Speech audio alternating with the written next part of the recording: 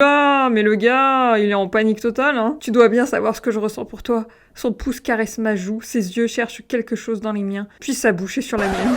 Mais gros, ses lèvres sont douces, mais le baiser est ferme et le plaisir remonte le long de mon échine. Sérieusement, comment tu peux être contente qu'il t'embrasse après ce qui s'est dit? Coucou, bienvenue sur cette nouvelle vidéo. Pour celles et ceux qui débarquent, ceci est la deuxième d'une série de vidéos dans lesquelles je découvre et réagis à chaud à Fourth Wing, le tome 1 de la saga de Rebecca Yarros. Si c'est pas déjà fait, n'hésitez pas à aller regarder la première partie, plus de fun et une meilleure compréhension peut-être. Et sans plus tarder, place à la lecture. Donc j'en suis au chapitre 13, pour ceux à qui ça parle, c'est juste après la présentation, je sais plus comment ils appelaient ça. Donc là, je crois qu'ils sont sur le point de procéder au battage. Je crois que c'est le moment tant attendu où un dragon va éventuellement les sélectionner. Évidemment, il y a un groupe de mecs qui n'a rien d'autre à foutre que de la traquer pour la buter, parce que c'est le sport national d'essayer de la tuer.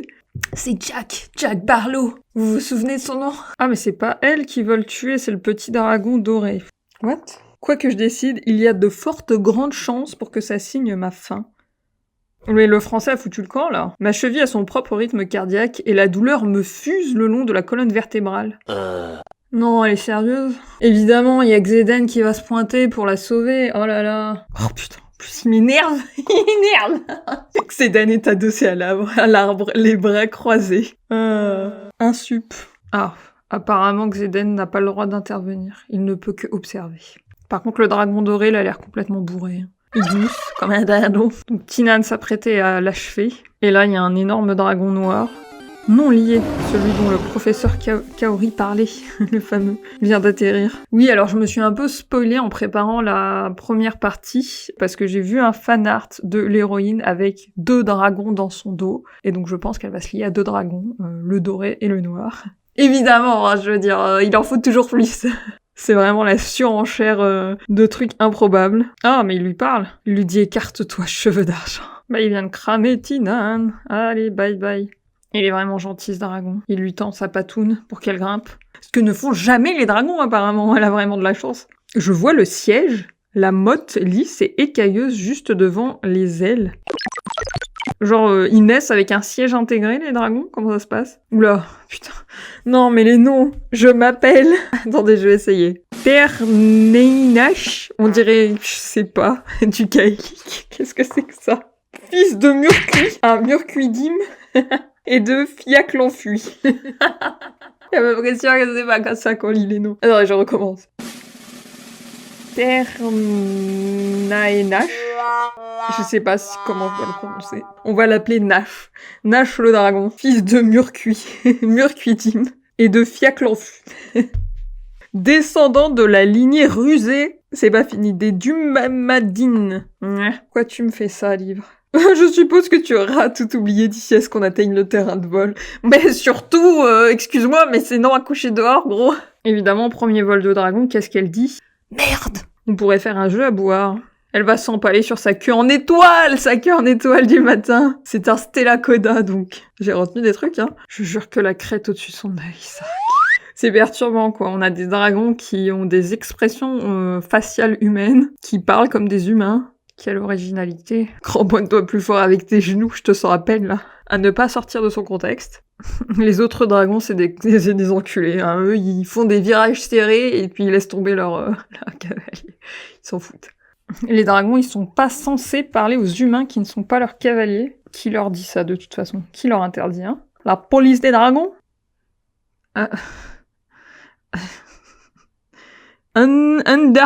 Andarnauram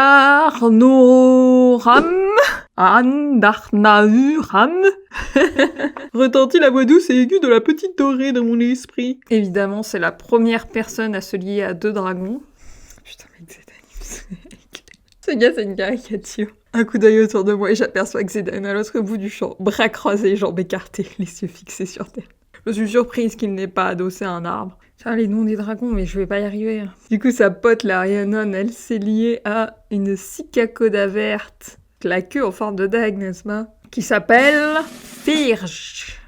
Et Ridok, le rigolo, le rigolo du cadran, le rigolo de la bande, avec un Gladiocoda, une queue en forme d'épée, marron, qui s'appelle Outrom. Outro, je sais pas. Oh putain. Dane, ça y est, il est là.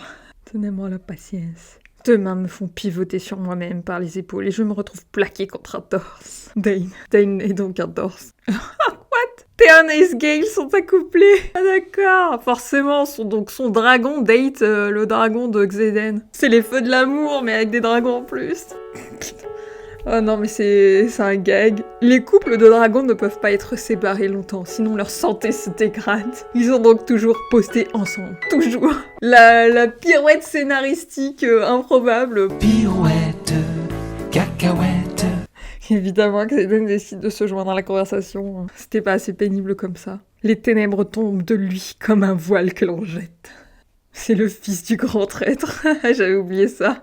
Oula, mais le gars, il est en panique totale, hein. Tu dois bien savoir ce que je ressens pour toi. Son pouce caresse ma joue, ses yeux cherchent quelque chose dans les miens, puis sa bouche est sur la mienne.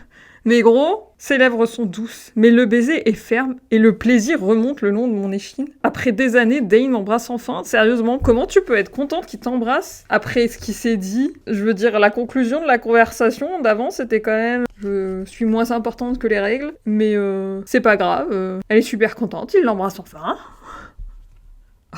L'excitation disparaît en moins de temps qu'il n'en faut pour le dire. Bah, elle devrait même pas être là. La déception gâche le moment. Mais pas pour Dane. Il est tout sourire lorsqu'ils auront le baiser. C'était tout ce que j'ai toujours voulu, sauf... Merde, je n'en ai plus envie. Elle veut pas plutôt se mettre avec Ridoc. Moi, je suis Team Ridoc. Ça y est, maintenant, Imogen, c'est sa meilleure copine. Elle lui donne des morceaux de saucisse. Non, vous voulez pas. Je n'en dirai pas plus sur cette scène. Pourquoi ils sont tous aussi intenses dans cette histoire? Sorrengail, après la fin des cours d'aujourd'hui, tu es à moi. Mon regard se porte sur Xeden et ma poitrine se serre. Punaise, ce type est tellement beau. J'en ai marre. J'en veux plus. Il utilise un poignard pour éplucher une pomme.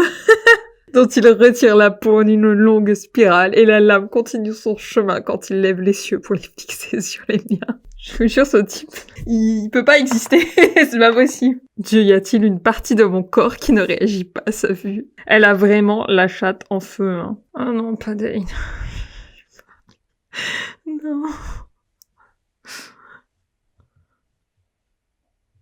Je m'attends à éprouver le bonheur que m'inspire d'ordinaire la présence d'avoir une minute en tête-à-tête avec lui. Mais mon cœur ne s'émeut pas. À la place, je sens déferler une mer de gêne où je ne sais comment naviguer. Merde, qu'est-ce qui ne va pas chez moi? Dane est magnifique, gentil et un gars vraiment, vraiment bien. Ouais... Le baiser, ça n'aurait jamais dû arriver. Le soulagement me traverse. Dieu merci, il est du même avis que moi. Oui, je trouve aussi qu'elle lui dit, et ça ne veut pas dire qu'on n'est plus amis. Les meilleurs amis, convient-il. Bon, à part que je te laisserai crever si c'est le règlement, mais ce n'est pas que je ne te désire pas. Ma meilleure amie, elle me dit pas des trucs comme ça.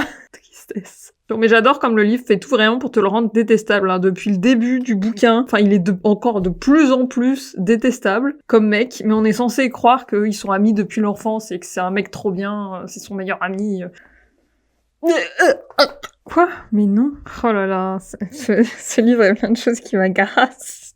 Elle demande à Imogen si c'est parce que Xeden lui a demandé qu'elle l'aide. Et la meuf, elle lui répond. Règle numéro 1 pour toi, c'est Ryerson, première année. Et tu n'as pas le droit de me poser des questions à son sujet. Jamais. Et elle se dit, je commence à penser que ma première supposition à leur sujet était juste. Une loyauté aussi féroce signifie forcément qu'ils sont amants. Oui, parce qu'on ne peut pas être loyal envers des gens avec qui on ne couche pas.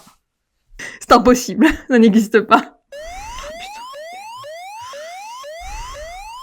Dane revient à la charge, encore, pour une merveilleuse scène. Il est en colère. Pourquoi tu ne m'as pas dit que tu n'arrivais pas à rester sur ta putain de selle? Crie-t-il soudain en m'attrapant par le coude. Pourquoi tu t'énerves? Calme-toi! Je m'attendais pas à ce qu'il soit aussi détestable. Je veux juste t'aider, Evie. Comment je peux le faire? En te jetant par la fenêtre. Mes cuisses sont trop faibles. Il peut peut-être l'aider avec ça. Mettons les choses au clair, Dane. La raison pour laquelle on ne sera jamais rien de plus que des amis n'a rien à voir avec tes sacro-saintes règles. C'est parce que tu n'as pas foi en moi. Mais maintenant, alors que j'ai survécu contre toute attente et que je me suis lié non pas à un mais à 2 dragons, tu penses toujours que je n'y arriverai pas. Alors pardonne-moi, mais tu es sur le point de faire partie des conneries dont cet Andra m'aura débarrassé. Waouh. Moi, je suis contente que ça ait pris pas plus longtemps que ça, hein, parce que là, c'était en train de me rendre dingue. Ah, il y en a un qui devient fou. Il a peut-être explosé. Ouais, il lit dans les pensées des gens. Mais du coup, il se sent obligé de les crier en pointant les gens du doigt. Le pouvoir signature de Jérémia est en train de se manifester. Son pouvoir équivaut à une condamnation à mort. Ah oui, c'est vrai. C'est vrai que c'était un pouvoir tabou. Je sais plus pourquoi, mais voilà, apparemment. C'est un mentaliste, c'est quand même quelqu'un. What the fuck? Le professeur attrape la tête de Jérémia à 2 mains et un craquement se répercute contre les murs de la cour silencieuse. Vous avez pas des lois, enfin je sais pas, il a même pas le temps d'être enfermé, de dire au revoir à sa famille. Non, le gars il arrive et il lui concasse la tête sur place. Ah, il y a des gens qui essayent de la tuer pendant son sommeil. Oui, parce qu'il y a encore les cadets non liés, donc, qui n'ont pas eu de dragon, qui apparemment ont pour habitude d'essayer de tuer les fraîchement liés, les cadets fraîchement liés, pour récupérer leur dragon. Ouais. Soufflant sur mes cheveux détachés de mon visage. Allez, son dragon va lui envoyer tout son pouvoir, tout son juice. C'est le moment de disparaître, de faire des éclairs, de péter du feu. Un cri perçant transperce mon champ de vision. Elle entend avec les yeux maintenant. Or, elle a arrêté le temps. Xéden à la rescousse. Xéden emplit l'encadrement, sorte d'ange sinistre et vengeur. Messager de la reine des dieux. Qu'est-ce qui se passe? En toute sobriété, hein. Il est entièrement vêtu, bah j'espère. Ouh là là. Xéden Ryerson est agenouillé devant moi, ses cheveux noirs à la hauteur parfaite pour que je puisse passer les doigts dedans, s'il vous plaît. C'est probablement la seule chose qui soit douce chez lui. Combien de femmes ont senti ces boucles entre leurs doigts? Hein? Combien? Tu ne peux pas nous cacher dans l'ombre ou quelque chose du genre. Si, bien sûr, parce qu'un nuage noir géant qui se déplace dans le couloir paraîtra moins bizarre qu'un couple qui se cache pour prendre du bon temps. Notez, pas le fait qu'on est un couple. Non que je ne grimperai pas sur cet homme comme sur un arbre si les circonstances s'y prêtaient.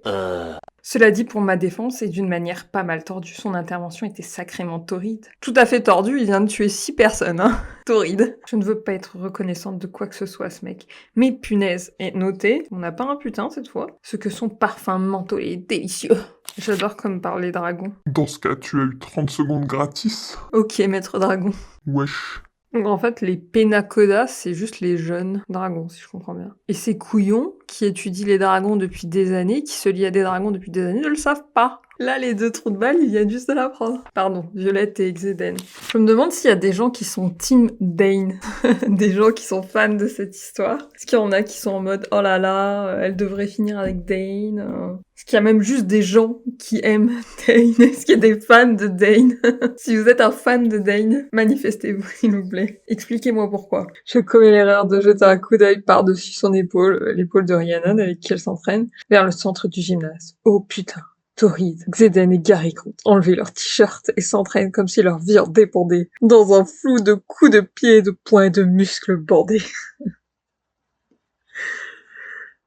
Ces derniers mois, j'ai vu d'innombrables cavaliers s'entraîner torse nu. Ce n'est pas nouveau, je devrais être absolument immunisée contre les corps masculins, seulement voilà. Je ne l'ai jamais vu torse nu, lui. Et ça change tout, il a peut-être 3 tétons. Oh, mais vas-y, parle-nous de son corps. Chaque morceau du corps de Xéden est affûté comme une arme. Ok, tout en ligne acérée et en puissance à peine contenue. J'arrive pas à l'imaginer.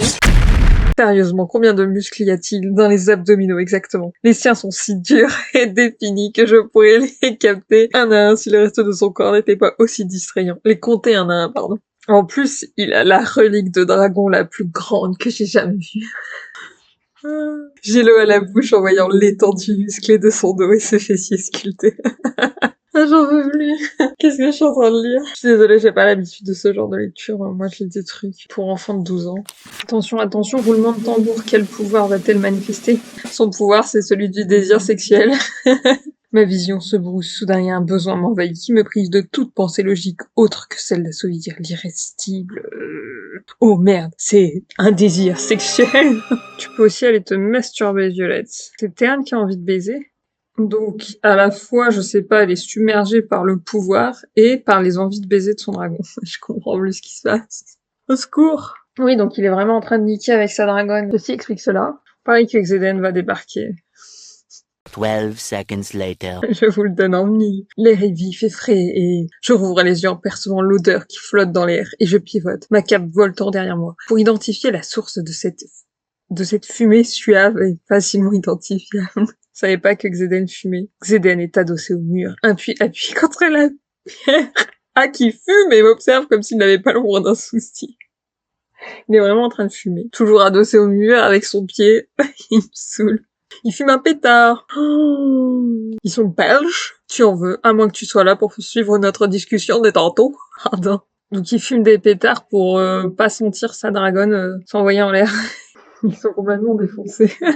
Entre elle qui a la chatte en feu et lui qui est défoncé. Cette scène. Il dit qu'il va lui apprendre à se protéger, bloquer son dragon, là. Évidemment, il fait durer le truc 1 heure. Vas-y, dis-moi s'il te plaît, gna gna gna. Bref. Finalement, elle ferme les yeux. Il lui met les mains sur la gueule et elle lui dit ça requiert que tu me touches. Pas du tout. C'est juste l'un des avantages qu'il y a à n'avoir pas les idées trop claires. Tu as une peau incroyablement agréable à toucher. Ils ont l'air défoncés. Tout à l'heure, elle lui a dit « Tu as toujours été aussi grand. » Tout ça pour ça. Super. C'est bien, il lui a appris à fermer la porte. Et maintenant, il lui saute dessus pour l'embrasser. Ah, bah écoutez, hein, c'est bien, trouvez-vous un placard, les enfants. Je suce sa lèvre intérieure et il plante les dents. Violence, génitive, j'en veux lui. Ah, après, j'ai besoin qu'il soit plus près. Ah, attention, ça devient chaud. Il est en train de lui sucer la bouche. Il va la péter. Il va la casser contre le mur. Je rappelle qu'elle a les os fragiles. Il aspire ma langue dans sa bouche. What? Il aspire sa langue dans sa bouche. Putain.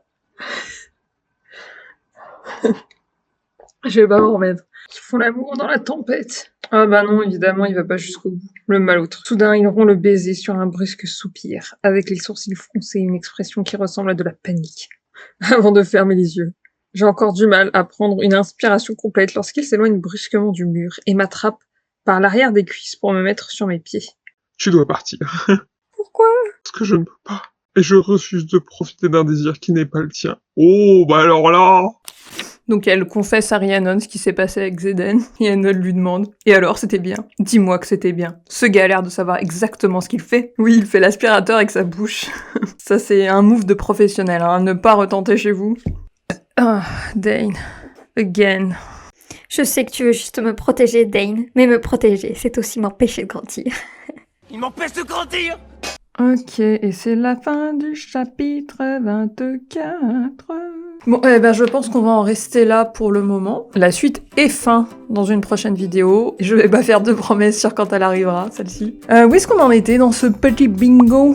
Dans la vidéo précédente, on avait coché « Il y a une grande différence de gabarit entre lui et elle. Elle n'est pas comme les autres filles. Elle a bon cœur et vient en aide à son prochain. Il est dangereux et colérique et l'un des 2 mecs est orphelin. » Ok, donc on avait coché ces 5 cases-là. Est-ce qu'il y a d'autres cases à cocher? Mesdames et messieurs, je pense qu'on peut cocher le « lui seul reconnaît sa valeur, la comprend ». Et il va réveiller en elle un caractère plus décidé. Parce que rien que là, sur le dernier chapitre que j'ai lu, il concluait que sa mère, elle la connaissait bien mal quand Violette lui disait que sa mère la prenait pour une bonne à rien. Bref, donc c'est assez clair que lui, en tout cas, il reconnaît son potentiel, que personne d'autre ne semble reconnaître, même pas Dane qui la prend pour une petite chose fragile. Et ça lui fait du bien, ça se voit. Je crois qu'en matière de sexe, on peut dire qu'il est expérimenté, il y a eu des allusions. Elle, j'arrive pas trop à la situer parce qu'elle fait beaucoup de blagues de cul aussi, mais on sait pas. Et d'ailleurs, j'ai été rappelée récemment en regardant une vidéo de quelqu'un qui parlait aussi du bouquin, mais ils sont censés avoir, genre elle est censée avoir 17 ans, je crois. Et c'est vrai que c'est un peu gênant parce elle et les autres aussi ont l'air d'avoir la maturité sexuelle d'adultes qui font ça depuis quelques temps, quoi. Et elle a 17 ans, donc elle a commencé à quel âge et elle s'est envoyée en l'air avec combien de personnes? Bref, donc on sait pas vraiment là-dessus, mais lui, franchement, je suis prête à mettre ma main à couper. En tout cas, Ou alors il se la pète, je sais pas. Est-ce qu'on avait coché le triangle amoureux? Franchement, Dane l'a embrassé. Moi, je pense qu'on peut valider le triangle amoureux. Il a clairement fait comprendre qu'il avait des sentiments pour elle, même s'il est en mode maintenant, ce serait pas bien qu'on sorte ensemble pour le moment. Bref. On n'avait pas coché. L'un est ténébreux aux yeux noirs, l'autre est blond châtain aux yeux clairs. Je sais plus trop ce qu'elle dit la description de Dane. On précise pas tellement ses yeux, ses cheveux. Écoutez. Je sais pas, je vais regarder ce que font les gens sur les fanarts. Il a quand même, les gens le représentent avec les cheveux châtains. Bon, la plupart des gens le représentent avec les cheveux châtains. Est-ce que c'est juste une image qu'on a justement parce que c'est un peu le cliché du deuxième type dans un triangle amoureux? Je ne sais pas. Mais bon, je pense qu'on peut quand même le valider. Moi, j'ai envie de le valider. Donc, l'un est une brute sarcastique, oui, pour Xeden, perdu son nom. L'autre est un cérébral gentil. Bah alors, Dane se veut gentil et elle le décrit elle-même à un moment donné, Violette, en disant que oui, bah c'est quand même quelqu'un de gentil. D'ailleurs, je me suis énervée là-dessus. Cérébral, je sais pas si on peut dire ça, en tout cas, il est carriériste, ce qui n'a rien à voir, hein, mais c'est pas cérébral, donc je sais pas, on a juste un mot qui colle pas, mais il y a le côté gentil, quoi. Généralement, c'est un peu l'opposition qui est faite dans le triangle amoureux. Enfin, le truc que je trouve un peu... qui revient souvent, hein, c'est qu'on a un côté, le mec ténébreux, un peu sarcastique, avec un sale caractère, et de l'autre, le gentil, meilleur ami. Donc, bon. Alors, il y avait aussi elle va d'abord tomber dans les bras du rival avant de finir avec le vrai love interest. Je sais pas si on le valide, parce qu'il y a eu un bisou. Bon, c'est lui qui lui a fait le bisou, mais sur le coup, elle était quand même plus ou moins contente pendant 2 secondes, avant de finalement être en mode, non, en fait, c'est pas ce que je veux, alors je sais pas. Enfin, j'ai envie de dire, ouais, on peut le valider parce que clairement il y a eu des trucs avec Dane avant qu'il y ait des trucs avec Xeden, donc pour moi c'est valide, même si ça s'est passé de façon beaucoup plus rapide que ce qu'on voit d'habitude. Et pour le coup c'était pas plus mal parce que des chapitres et des chapitres d'une relation aussi insupportable, quoi, avec un personnage aussi chiant que Dane. Franchement, ça m'aurait cassé les couilles. Bon, les deux love interest vont se battre pour elle, c'est pas encore arrivé, genre ils en sont pas encore venus aux mains. Je sais plus si on avait mis ça en mode vraiment se battre physiquement pour elle, je pense. Elle va tromper l'un avec l'autre, bah là pour l'instant comme elle a officiellement été avec personne, y a pas eu de tromperie. Pas de balle non plus ni de fête. C'est vrai qu'on est plus dans vu le contexte académique, enfin militaire, on est plus sur des épreuves mortelles et des combats et des machins. Donc à mon avis, il y aura pas vraiment de balle et de fête, je suis pas sûre sur celui-là. Et voilà, et on n'a pas encore eu de trahison. Donc on a combien de cases cochées? 1, 2, 11. C'est pas mal. On a doublé le nombre de cases depuis la dernière fois. Ça va bien, ça avance, hein. Je pense que d'ici la fin du tome 1, on l'aura presque entièrement complété. Et on va s'arrêter là-dessus, hein, sur ces bonnes paroles, sur ces belles prédictions. Bah, n'oubliez pas de mettre un petit pouce si vous avez apprécié la vidéo. Laissez un petit commentaire pour me dire ce que vous pensez de Dane. Si jamais il y a des gens qui ont lu le livre qui passent par là, bah, n'hésitez pas à dire ce que vous en avez pensé. Et on se retrouve pour la suite, un jour.